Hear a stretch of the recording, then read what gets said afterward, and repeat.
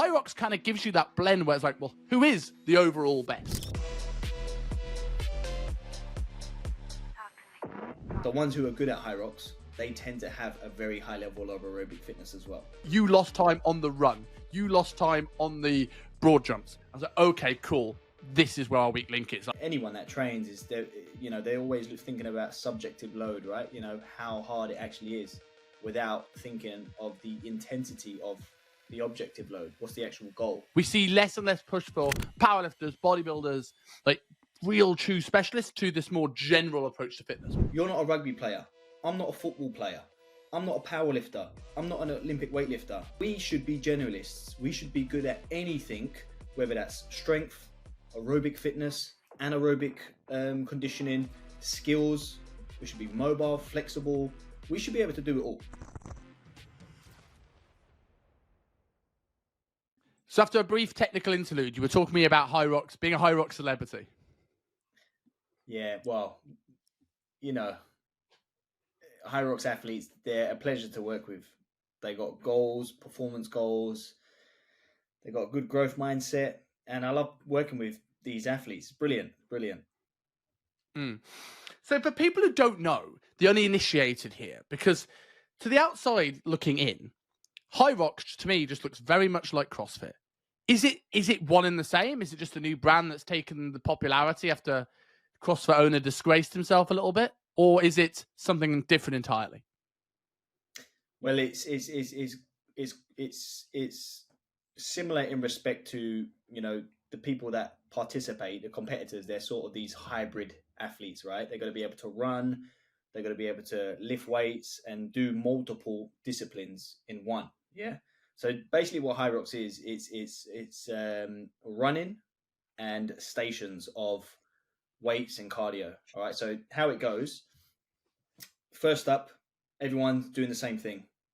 All right. There's different categories based on levels.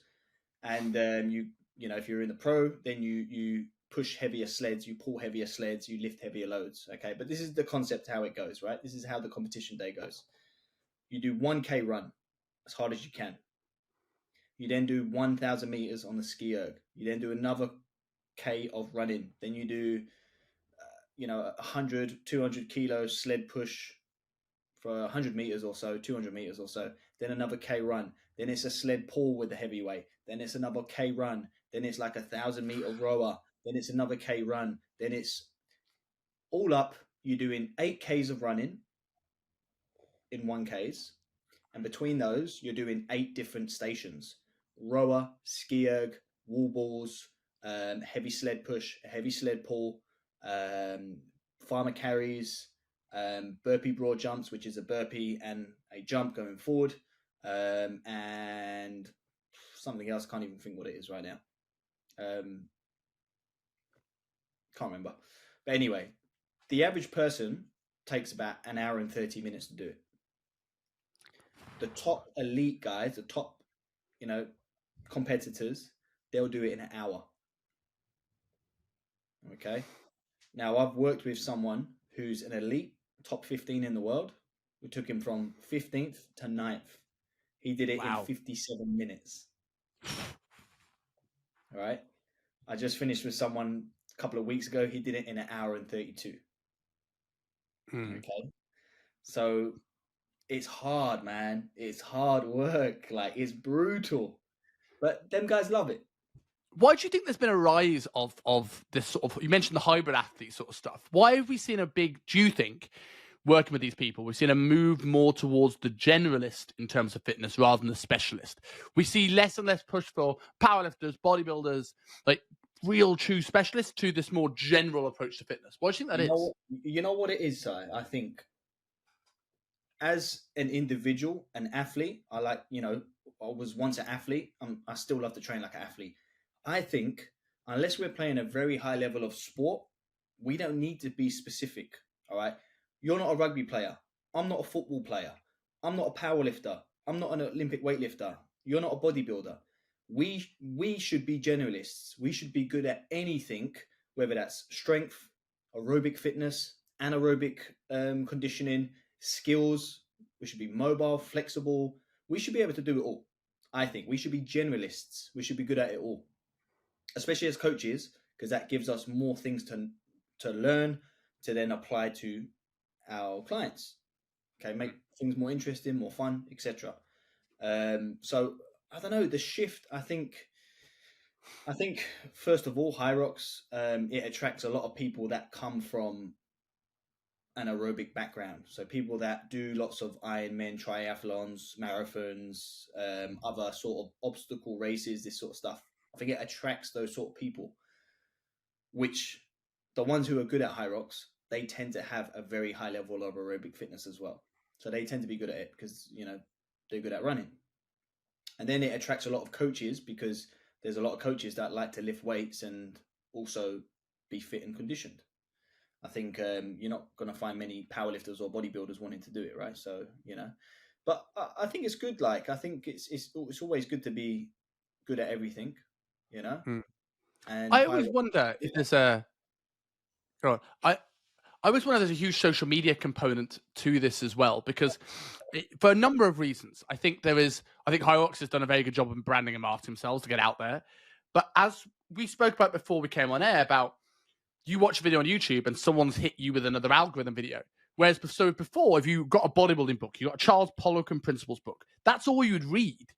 And you'd have to then go hunt for the next thing. So people end up being very specific and niche down in the element of training they started to learn. Whereas now, we are starting to see people who go on YouTube and they're watching a bodybuilding video, and then they get a Hyrox video, and then they'll get a powerlifting video, and then they'll get an Olympic lifting video. And then we now have coaches that want content for the gram. And Hyrox always has a photographer, which is very, very good at marketing in itself, to take all those photos for your content for the next year. I think they've positioned themselves perfectly in this mixture of like people who are now seeing different avenues of fitness more frequently, people who want Instagram content looking impressive and filtered.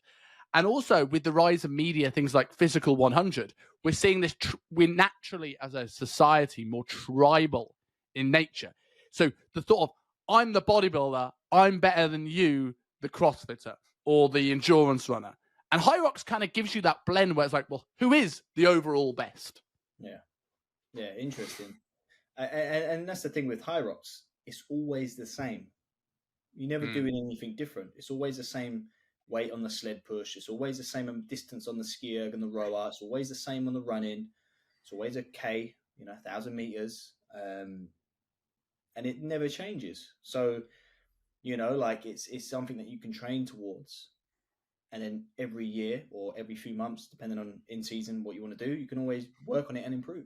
You know what I mean? So that's the fun part of it. So like going into you saying it's like an hour to an hour and a half essentially of training. So is a lot of the training building around for Hyrox very aerobic in nature? Well, the reality is it all starts with that aerobic base. You know what I mean? And one of the big problems with Hyrox and just sport in general or anyone that trains is they're always thinking about subjective load, right?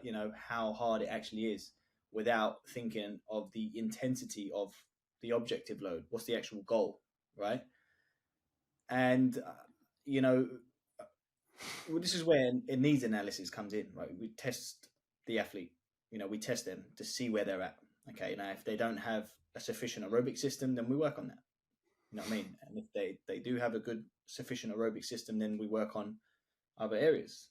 So it depends on, the individual and where they are in their season or whatnot.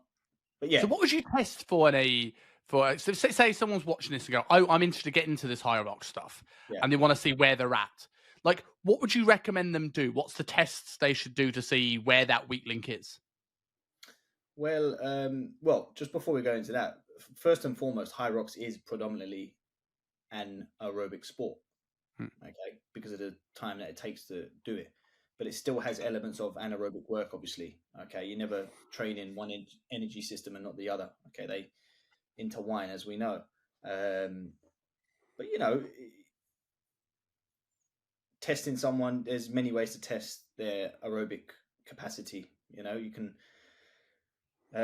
do MAS testing, maximal aerobic speed testing, which is a simple 5-minute test, and that basically gives you a measure of MAS is basically the lowest speed that you can maintain VO2 max at.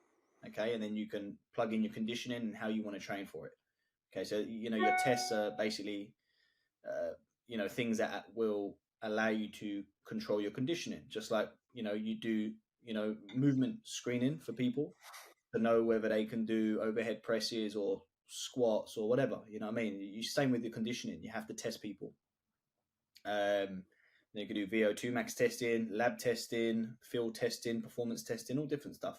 So it depends on what they have access to and their experience as well. If someone's got access to a lab, I might get them doing a VO2 max test on the treadmill.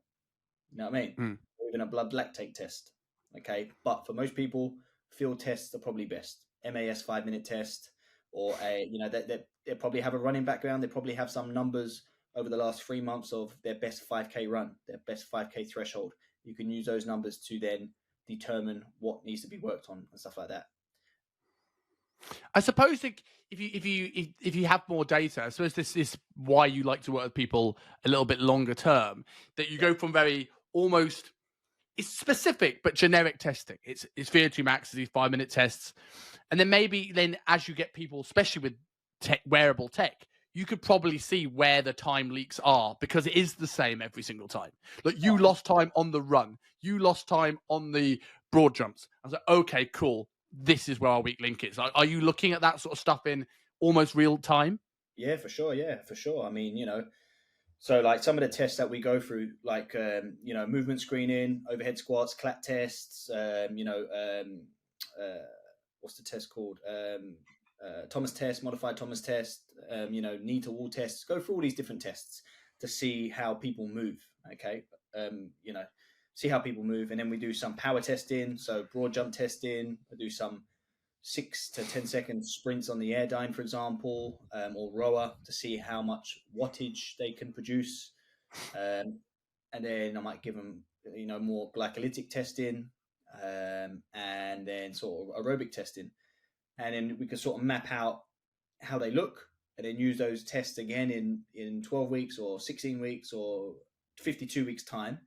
But then over that period, marking when their competitions are, marking when their holidays are, and then reverse engineer that process backward, just like you would with fat loss or building muscle. Just reverse engineer. This is kind of how we're going to go. This is the plan, but we're going to tweak as we go. And then, okay, this person is well behind with their experience, their running ability. We need to spend 8 weeks building an aerobic base. All right. And then we work on it. We improve, aerobic adaptation involves fuel utilization.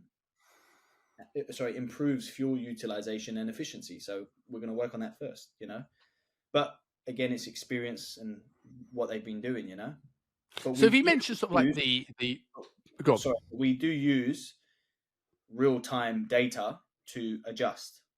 Okay, like HRV, morning heart rate, energy, mood, subjective, objective data all the time. So, like, you mentioned aerobic base a few times, and this is almost like that fundamental that you sort of build everything on. So if you got either a coach looking to train their clients, says, I want to do Hyrox next year, or whether it's just someone that wants to do it themselves, like, if you got someone to go, right, they haven't got a good enough aerobic base, how do you begin to start training that? Like, how does that training look? Well, there's a few different ways to train it. It's not just long intensity, steady state cardio, which a lot of us think it is, which if you're doing should be 60 to 90 minutes. It can be that for a beginner, someone early in their training career or early in pre-season, it can be that. But it could also be, it could also be tempo runs. It could also be, some form of MAS running, maximal aerobic speed running. There's many different ways to do it. Okay. Generally, what you're going to do from doing aerobic work. So in order to access anaerobic pathways at specific intensities, you have to build that aerobic base. And that's where a lot of people go wrong. Okay. Because in between weight training sets of heavy squats or power cleans or anything we do, the aerobic system is working for us to replenish energy and recover. So it also allows you to become glycogen sparing so that you can produce more energy through oxidizing fats. and carbohydrates and stuff. So there's lots of benefits to building an aerobic base, not just, cardiovascular benefits. All right. You can increase capillary density, which allows for heat and carbon dioxide to leave muscles quicker, which is another benefit. So there's lots of benefits to aerobic training, but it's a fundamental thing that you have to improve as a Hyrox athlete. The reality is the best Hyrox athletes, they all have higher aerobic levels than anyone else. So it's just a fact. So for people that don't know what they are, for like MAS and tempo intervals, so what does that look like for somebody? Because we not everyone listening to this will be a coach and be like, well, what on earth is that? And they're just going to give people steady state. So steady state, by the way, steady state is good. You know what I mean? Steady state is good. You're going to, for beginners, it's going to be very beneficial for them, unless they, you're working at low intensities. The thing with MAS and those tempo thresholds, you're working at slightly higher intensities, but still in an aerobic zone. So it could be aerobic power intervals. So, for example, let's think about those tempo runs, yeah? 3 to 4 minutes with a 1-to-1 or 1-to-2 work to rest ratio. That's the key. Okay. And you could do anywhere between 8 to 12 sets. The key is to work at about 70 to 80%. And your heart rate should be about 90%, 80 to 90%. So you're working really hard for short intervals, but for lots of sets, but without the buildup of lactate. Okay. Yeah. You don't want to build up lactate, because then we're going into that anaerobic zone. Interesting. Yeah. So, because I think that's interesting for a couple of reasons, not even just for Hyrox, right? Because one of the big barriers for building aerobic base, which, as you mentioned here, is good for many things, including for fat loss, right? It's substrate availability is really important. Like cell health and mitochondrial health, really important to have that aerobic base. Yeah. Yet the biggest roadblock for a lot of people that work with busy professionals is time. So if we can get some of those benefits in less of the time, it might not necessarily always been the perfect approach, but this is where optimal meets practical. Like, yes. Moving on to the strength training side of things, like how does a Hyrox program from a strength training look different from your other strength conditioning? Does it? Like, because a lot of people, when you get into this industry, you're very much taught, like, you get people throwing heavy medicine balls like rugby balls, and like we've hopefully all graduated from the school of thought that training needs to look like the sport that you're doing. But this obviously is a weight training environment. So does the training look different? Yeah, well, it does. Yeah, I mean, like we said, Hyrox is very aerobic based, and it's hard, grueling work. It's very high intensity. Okay, repetitive work, running, and then heavy sleds, heavy pulls. So you have to expose your body to that sort of shit. You have to practice and you have to do it. Now, should it be done every day, every week for 12 weeks? Definitely not, because that's not how you train. Smart. Now, do people get away with it? Hell yeah. And there's a lot of people that get away with that when they're young, or when they've been doing it for a long time, and when they have really good recovery, and they're just lucky they can do it and not overtrain and get injured. But over time, those people will break down and get injured, or they will overtrain. So that's not the smart way to do it, but it can still take you to a decent level. All right. But as we know, smart training is all about periodization and dipping into certain qualities at certain times, getting the adaptation, and then moving into the next, and maybe microdosing some of it along the way. So from a strength perspective, when you're far out from competition, whether it's Hyrox, CrossFit, rugby game, MMA fight, football, whatever, the further away you are from your competition, the more general you can be with your strength work. Bench presses, overhead presses, chin-ups, large ranges of motion is what you want to train. And as you get closer to your competition, you get a little bit more specific, you shorten the range of motion, you move faster, and then you can use specific type of exercises. So power squats, power cleans, push presses, jerks. Then you may want to use more specific exercises like what you do in your competition. You may want to start running your 1K runs at pace that you're going to run at, or even faster. You may want to use, specific exercises that transfer to the stations that you're going to do. So, for example, a ski erg, you pull from the top to the bottom position. Have you ever done a ski erg before? Yes. Pull from high to low. What are the muscle groups that you're using? You're using a ton of lats, you're using a ton of triceps. So as you get closer to your competition, you can start implementing strength exercises that mimic those movement patterns, such as dips, such as chin-ups. And that's not a key to, how you train strength for Hyrox. It's just how strength and conditioning is put together. Okay, so further away, you may work on incline bench presses, you may work on flat presses, you may work on floor presses. And as you get closer, the angles do actually become similar to what you're going to do in competition. And the movements get faster. So, Is there an argument? Is there an argument there as well for, like, obviously as you start, you're doing the traditional strength training block where you're probably going to be putting your most complex exercises at the start of the workout. Would you play around with order as you get closer? Because for second, let's say you're doing a push press, and it's going to be your A series exercise, but then you're going to be doing this after multiple Ks of runs before you start doing any of these wall balls. So is there an argument then as you get close to the competition that you move that same push press to maybe later in the workout to teach them to how to do it and keep skill at more levels of fatigue? Yeah, depending on your philosophy and how you like to do it. Like for me, I would have push press right on that last block of training. But then somewhere else in that workout or on another day, I would have a bit more specific work to do, like simulation work where they may just do wall balls instead, just to practice the technique. Obviously, that's important as well, to practice the movement pattern. But push presses will be in that last phase of training for sure, or jerks or something if they're advanced, just to teach them rhythm, power transfer, and stuff like that. But specifically, they have to work on those wall balls. Otherwise, they're going to be fucked. Do you when you work back with someone, you've got a bit of time, are you sort of like breaking that? We'll use the wall ball for example, but we can translate this into any other lift. But if we look at that, right, we got a squat, we got an overhead press.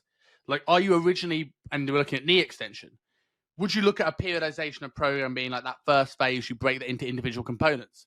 You're squatting, your leg extension, your overhead press, like military presses, and then you bring into like push presses, jerks, things that are more ballistic, and then we start going, right, now let's try and really hammer in more wall balls. Is that sort of how you look at it? Like, if I get each individual component strong, the whole becomes strong? Yeah, definitely, and that's where that initial block is really important to get down. Slow tempos, lots of time under tension, working on injuries or possible injuries that may occur as you get closer to your Hyrox competition. You're going to be doing a lot more running near the competition. You're going to be doing like faster running. You're going to be doing a lot more metabolic conditioning. So we want to make sure the hamstrings are strong. We want to make sure the calves are strong. We want to make sure the scapular retractors are strong, the rotator cuffs, because those are the problematic areas for most Hyrox people that overtrain or don't train properly and get injured, right? They always have hamstring tendinopathies or hamstring tears and things like that. So make sure they're nice, robust, and resilient early on. So long lever bridges, Bosch holds, and lots of posterior chain work. And then teach them how to squat, how to move, depending on their experience level again. And then move closer, move faster, stuff like that.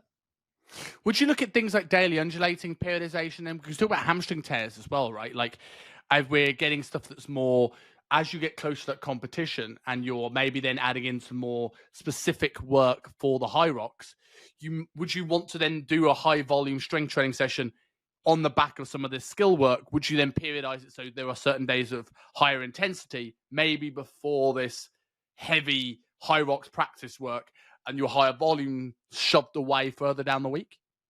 Yeah, it's an option. Yeah, it's an option. Generally, we're like with their tough metabolic work, I'll run that for about 2 to 4 weeks, and that's it. And that'll be about 2 weeks before. Okay, and then we don't really touch it much. We just work on a lot of running. Okay, so they may do a leg workout. After the leg workout or in the PM, they'll do some like, tempo runs or threshold runs or whatever.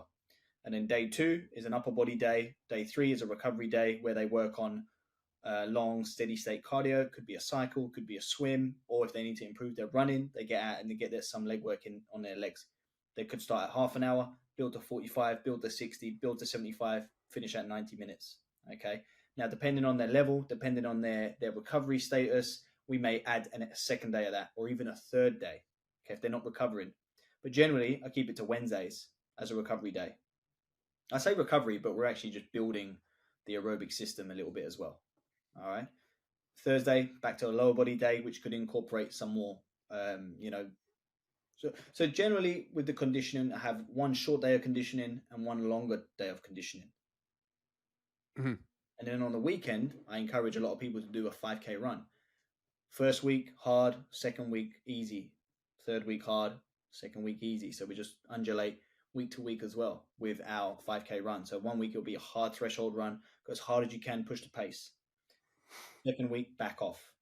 Maybe practice some nasal only breathing at slower paces. Just do a 5K, keep the legs ticking over. And then third week, push hard again on the 5K. And I just undulate it that way. And then on their recovery day, on the Wednesday, I slowly taper their running volume up. Okay, so just expose them to longer mileage at low intensities.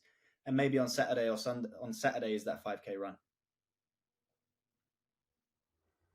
Does that make sense? Yeah, got you. Does that make sense? Yeah, that makes total sense. That makes total sense. And it's interesting, like, talk about undulating those runs in different ways. Like you've built something into somebody's routine, so it's got consistency. But at the same time, we've got something where it's like, right, we can train sort of different stimuluses within that, but it doesn't actually change someone's routine. So if you work with someone who's not a coach and life's not built around this, you're building these systems in place. Yeah. I think that's given the guys here like a short, sharp starting point of how to actually start training for Hyrox, which is super interesting. So if people want to train with you for Hyrox, I know you're getting a few clients in for this now, and you've obviously, as you said at the start, got some great results already. Where can people find you? Stephen Collins Training.